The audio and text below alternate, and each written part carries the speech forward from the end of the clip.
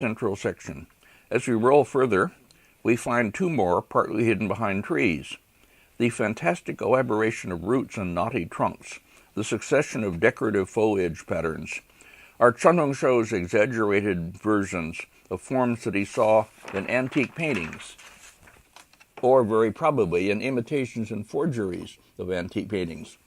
They serve here to characterize the human figures with which they are visually compacted, attributing to them qualities of unconventionality and antique crotchetiness, along with the sterner virtues that twisted old trees stood for.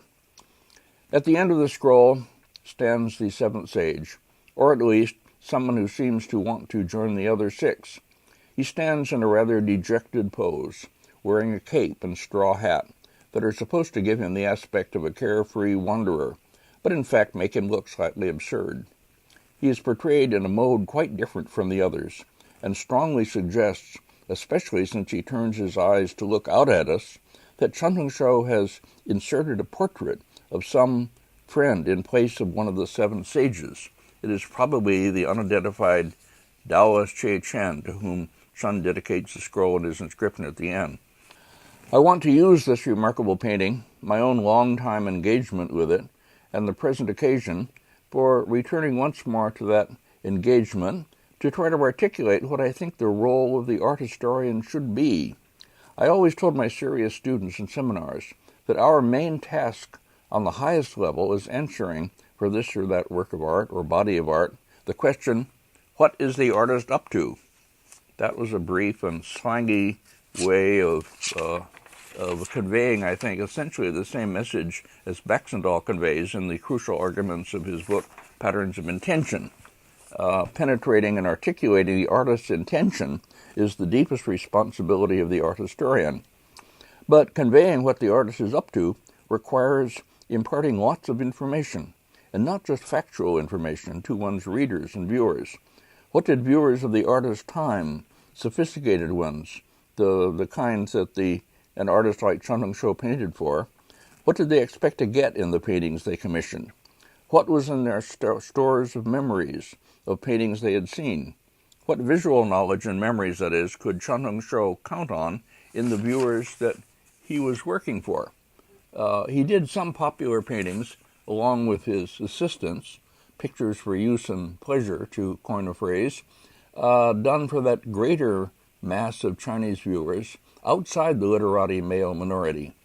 But much of his patronage, necessarily given his situation and the nature of the society around him, came from those literati males with their mental storage attics, full of imagery and stylistic memories from their long experience of looking at old and new paintings. And the Taoist Chen of Chen's dedicatory inscription, whoever he was surely one of those, and Chen Hongshou could please him, flatter him, by doing a work for him that presupposed such memories, a work that drew on them and played on them in a way they assumed them in his patron. So where does that leave your old scholar-lecturer? In a position where he must, to fulfill his responsibility toward those sensitive and intelligent viewers out there who would like to respond in a knowing way to these great paintings from a far distant culture, in much the same way they can already respond to literature and music and Western art on levels that depend on programs built into their brains. They want me, that is, to fill them in with pictures and words so that they will be able to respond more fully to what a complex artist like Chen Hongshou was up to, so to speak.